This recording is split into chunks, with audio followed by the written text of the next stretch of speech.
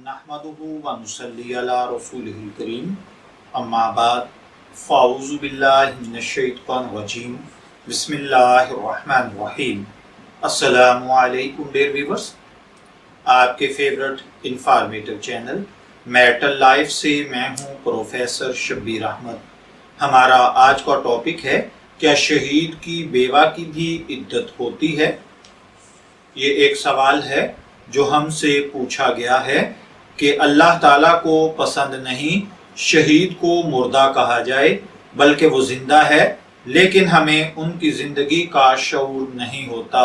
मकसद ये कि जिस तरह एक औरत अपने शोहर के मरने के बाद इद्दत करती है, क्या आर्मी में शहीद होने वाले की बेवा भी इद्दत करना जरूरी है या नहीं?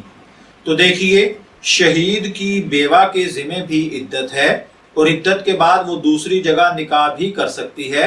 कुरान मजीद की आयत का मतलब इन बहन ने सही नहीं समझा, क्योंकि जहां ये फरमाया गया है कि शहीद को मुर्दा मत कहो, वहां ये भी फरमाया गया है वो जिंदा तो हैं मगर तुमको उनकी जिंदगी का शऊर नहीं।